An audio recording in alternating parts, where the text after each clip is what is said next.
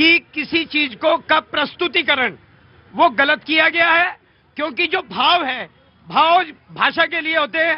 तो वंदे मातरम का भाव है कि ए मां मैं तुझे सलाम करता हूं, और मां को सलाम करना गुनाह नहीं है। और जो बताना चाहता हूं कि मुसलमानों को जो लोग अंधेरे में रखकर उनकी तालीम की कमी के कारण वो राजनीतिक रूप से वो उनके ना तो गुलाम थे, क्योंकि तालीम आती है तो तरीका बदलता है, सिर्फ अपनी राजनीतिक रोटी सेकने का मामला है। अगर आज तक पिछले 70 सालों में मुसलमानों की स्थिति खराब है तो उसका कारण ये कांग्रेस, मुस्लिम लीग।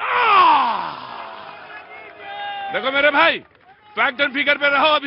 अभी कांग्रेस और बीजेपी नहीं हुआ है, अभी तो थियोलॉजी पे बात हो रही है। अभी तो तुम उसी रिलीजन के मसले पे रहो। अभी देखो, एक मिनट को, हाँ जी मैं दे दूंगा, लेकिन अभी तो कांग्रेस बीजेपी नहीं हुआ है। तुम वहां ना जाओ, कूदो ना।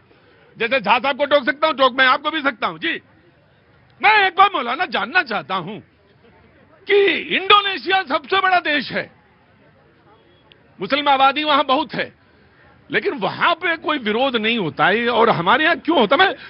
मैं जानकारी के तौर पे ले रहा हूं, मैं बाकी कोई बात नहीं है। देखिए, जब से हमारे यहाँ हमें अंग्रेजों की गुलामी से आजादी मिली, सुनिए हाँ। वहाँ इंडोनेशिया में भी, हाँ। यहाँ भी, हाँ। हिंदू मुसलमान कोई भी बात नहीं है, प्यार और मोहब्बत। मौलाना मैं ये बात कह रहा हूँ कि उनके नोटों पे भगवान की मूर्ति भी छप जाती है, गरुड़ का चिन्ह भी आ जाता है, हाँ जी, रामलीला भी हो जाती है। हाँ। मैं खुद रामलीला में जाता हूँ भाई, भूमि पूजन पे बैठता हूँ, मुझे कुछ क्या इतराज है? फिर क्या दिक्कत है? नहीं, हाँ। जो चीज गलत होगी उसको गलत कहेंगे। रामलीला हमारी तारीखी होती है, रामलीला ग्राउंड से, हाँ। नहीं तो वो पंडित जवाहरलाल नेहरू मार्ग से वहाँ की भूमि पूजन में मैं बैठता हूँ, हाँ। और भूमि पूजन में शरीक रहता हूँ। सवारी निकलती है राम की। अरे ये क्या बोलेंगे, झूठा है ये। अरे ये कल के झूठे है बाजी, ये कल के। अरे मौलाना ये कल पैदा हुए, आप आज के दौले ना, ये कल पैदा हुए। प्रतीक भाई, हाँ। अगर मैं गायत्री मंत्र पढ़ लूं, हाँ। तो क्या इस्लाम खतरे में आ जाएगा? अगर मान लो कहने लगे कि वंदे मातरम शिर्क है, तो मुसलमान अगर इबादत करता है उस अलौकिक शक्ति की करता है जो साक्षात नहीं है, लेकिन उसका रूप कुछ भी हो सकता है। लेकिन एक बात कहता हूं मैं चैनल के माध्यम से और पूरे देश को, मेरे परिवार, मेरे देशवासियों, जो मुसलमान वजू करके पवित्र होकर अल्लाह की इबादत करने के लिए इस धरती को साक्षी मानता हो, तो वो मुसलमान जो है देशभक्त और वतन दोस्त क्यों नहीं हो सकता? और ये जो लोग कह रहे हैं मेन मकसद कुछ नहीं है प्रतीक भाई, मेन मकसद ये है राजनीति तोड़ती है, धर्म जोड़ता है। एक मौलाना है और दूसरे बिलाल, रुको, दूसरे बिलाल साहब। हाँ जी मौलाना, क्या हुआ? कब हुए बिलाल? इनको इतिहास मालूम नहीं। बिलाल ऑफकोर्स बिलाल आपके बाद ही पैदा हुए, बहुत बाद में पैदा हुए। बेटे से भी छोटे हैं, मेरे बेटे से भी छोटे हैं। छोटा हूँ, बिल्कुल छोटा हूँ, लेकिन अदब और साहित्य ने हमें सिखाया है, क्योंकि सूरज अगर पूरब से निकलता है, बड़ों ने सिखाया है। अगर ये बड़े सीख जाते तो ये जो तुष्टीकरण की बात जो है, आज मैं डॉक्टर हूँ, पीएचडी हूँ, तो तालीम की रोशनी पे हूँ ना। जब तालीम आती है तो आदमी शेर की तरह गरजता है। बताओ पीएचडी कहाँ से की है? अरे पीएचडी कहाँ से की है? नहीं, ये नहीं पूछने का था, ये ना ये मौलाना, ये नहीं पूछने का कि पीएचडी कहाँ से की है। अब ये कोई थोड़ी ना कहेगा मेरी डिग्री दिखाओ। रुको, मैं आ रहा हूँ, पहले बराए मेहरबानी पैर उधर रखिए, मैं आया। अब मैं डिबेट को खोलता हूँ। मैं डिबेट को कांग्रेस और बीजेपी की तरफ इशारा किया कि धर्म तो जोड़ता है, लेकिन ये जो पॉलिटिक्स है ये तोड़ती है। मेरे बच्चों, कहां से आए हो बताओ? पहले कहां से आए? उत्तराखंड से। मैं कोशिश करूंगा कि मामला बहुत अच्छी तरह से रखा जाए, लेकिन जहां अच्छा न लगे थोड़ी देर में चले जाना। मम्मी पापा कहाँ हैं इनके? साहब बहुत बहुत शुक्रिया। कहां से आना हुआ? उत्तराखंड से। मुझे मालूम है थोड़ी देर में जब पॉलिटिक्स में बात होगी तो बहुत दूर तक। कैसे आना हुआ था यहाँ पे? कहां से आए हो? देहरादून से। कैसे आना हुआ? चैंपियनशिप थी। चैंपियनशिप पे आए थे। Now the Congress will come. जी जनाब अली, कांग्रेस ने आज कहा कि एक दिन तय कर लीजिए, एक दिन मुकर्रर कर लीजिए और उस दिन सारी बात कर लीजिए, लेकिन फिर बाकी दिन जो है फिर बहुत सारे मुद्दों पे बात कर लीजिए जो आम जीवन और जनजीवन से जुड़े हुए हैं। Now the Congress will speak. नहीं, सबसे पहले तो मैं वंदे मातरम से ही शुरू करूंगा, क्योंकि वंदे मातरम पर इतनी बड़ी बहस हमारी लोकतंत्र के मंदिर में हुई और कुछ अर्ध सत्य पेश किया गया, और वो भी उस व्यक्ति के द्वारा जो देश का प्रतिनिधित्व कर रहे हैं। तो अर्ध सत्य झूठ से ज्यादा खतरनाक होता है। ये एक हमारे साथी अभी कह रहे थे, इनको पूछे वंदे मातरम कब लिखा गया, अगर ये बताएं, इनको नहीं पता होगा। दिक्कत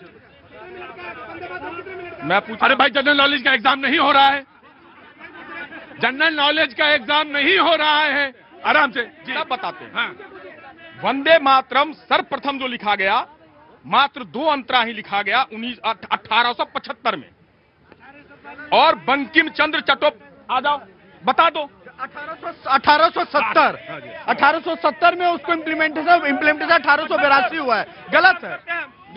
देख लीजिए। अब मेरी बात पूरी कर लूं तो शायद बेहतर हो। मैं वही वाली बात है, एक मिनट बात है, राष्ट्र गीत है, राष्ट्रगान है, जनगण, मैं तुमको यहां से भगा दूंगा। कब कितने मिनट का है, वो राष्ट्रगान में निर्धारित है, वो राष्ट्रगान में आधारित है, निर्धारित है। बाबा नहीं पता होगा कितना मिनट होता ही नहीं है। अरे रुका यार, तुम मिनट होता ही नहीं है, जाके पढ़ो पहले। 52 सेकंड में राष्ट्रगान गाया जाता है।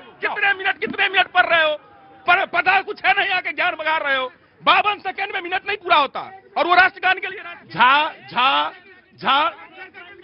झा पढ़ो जाके पहले, और फिर आना। पहले पढ़ लिख लो थोड़ा। हाँ।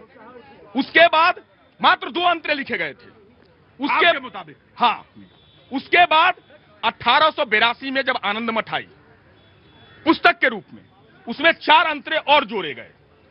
लेकिन सबसे बड़ी बात जो आज प्रधानमंत्री जी ने 2 बातें कही, 1937 का जिक्र किया प्रधानमंत्री जी ने, और नेहरू जी की एक चिट्ठी का जिक्र किया।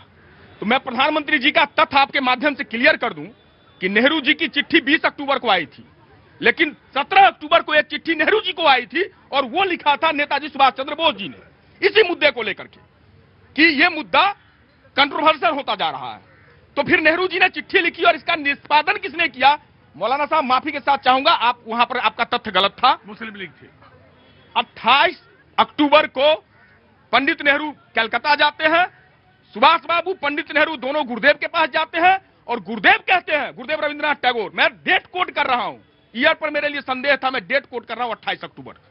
17 को सुभाष बाबू की चिट्ठी, 20 को नेहरू जी की चिट्ठी, 28 को जाकर के दोनों आदमी वहां बैठते हैं। गुरुदेव कहते हैं तथ्यात्मक रूप से इसमें कुछ भी गलत नहीं है, और उसको कांग्रेस की कार्यकारिणी, जिसमें सरदार पटेल, सुभाष चंद्र बोस, पंडित नेहरू, महात्मा गांधी और मौलाना अबुल कलाम आजाद जैसे लोगों ने रखा भी। और पहली बार की बात आती है कि कब गाया गया, प्रधानमंत्री वहां भी झूठ बोल गए। प्रधानमंत्री जी को कायदे से कहना चाहिए, क्या दिक्कत है? कांग्रेस इतनी बार तो आप बोलते हैं, एक बार बोल देते कांग्रेस के अधिवेशन में, उन्होंने कहा 1896 के एक अधिवेशन में गुरुदेव रविंद्रनाथ टैगोर जी ने गाया था। अरे कांग्रेस के अधिवेशन में गाया था प्रधानमंत्री जी, विश्व वो हिंदू महासभा का अधिवेशन आरएसएस का नहीं था। और उससे बड़ी बात, अगर वंदे मातरम सिरोधार रहे, इसमें कोई शक नहीं है, तो 1925 में फिर उसके बदले में दूसरा गीत क्यों लाया गया, यह प्रश्न है मेरा। उस गीत के बारे में बताया जाए। राइट, 1925 डेट में बता देता हूं, राष्ट्रीय स्वयंसेवक संघ क्या इशारा कर रहे थे जब जन्म होता है नागपुर में, तो उसका ये इशारा उस तरफ कर रहे थे। जी भैया जी, सबसे पहले मैं प्रभात जी को भी करेक्ट कर दूं, 1870 से इसका रिटर्न जो स्टार्ट हुआ था, 1882 में एडॉप्शन हुआ था, पॉइंट 1। खैर अब मैं दोनों को लूंगा, मौलाना आदरणीय चचा जी को, और चचा जी के बाद लूंगा इन कांग्रेस को प्रवक्ता को।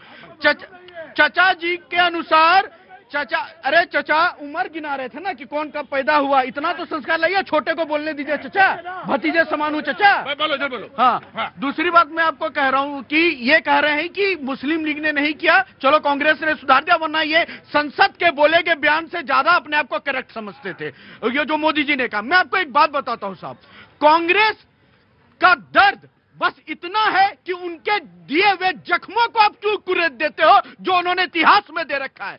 जब अखिलेश यादव जी सदन में खड़ा होकर यह कह रहे थे कि वंदे मातरम की जब गीत सुनाई देती थी तो अंग्रेज बेचैन हो जाता था, आज जब वंदे मातरम की चर्चाएं सुनाई देती है तो यह विपक्ष बेचैन नजर आता है। तो क्या सिमिलरिटी है आपकी नीतियों में और कांग्रेस उस समय की ब्रिटिश की नीतियों में? दूसरी बात मैं आपसे पूछना चाहता हूं, आप कहते हो ना साहब कि कांग्रेस पार्टी आजादी की लड़ाई लड़ी है, आप कहते हो ना साहब कि कांग्रेस पार्टी ने आजादी के लिए कुर्बानी दी है, तो ये जो वंदे मातरम है ना, ये उसी आजादी के तरह खून के तरह खौलता हुआ जुनून था जिसको आपने पानी के तरफ बनाने का काम किया है। और एक बात मैं आपको कहना चाहता हूं साहब, एक बात और मैं कहना चाहता हूं,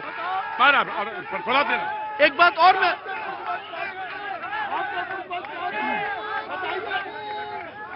भैया जी, एक बात और मैं आपको बड़े जिम्मेदारी के साथ आपको कहना चाहता हूं। प्रियंका गांधी जी ने एक बात और कही, उन्होंने कहा एक दिन डिसाइड कर लीजिए साहब, नेहरू जी को कोसने के लिए, परिवारवाद पे बोलने के लिए मैं कांग्रेस पार्टी को और समस्त कांग्रेस के समर्थक को यह जिम्मेदारी के साथ कहना चाहता हूं, एक दिन तो क्या, जो जख्म, जो जुर्म आपने देश के लिए दिया ना, 7 जन्म मिट जाएंगे लेकिन वो जख्म नहीं भरेगा। वो आपने एक जनरेशन की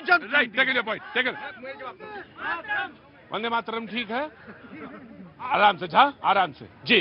बार बार बोल देने से देशभक्त नहीं हो जाओगे, जिम्मेदारी जब दिखाओगे तो बड़े देशभक्त कहलाओगे, ठीक है ना जी।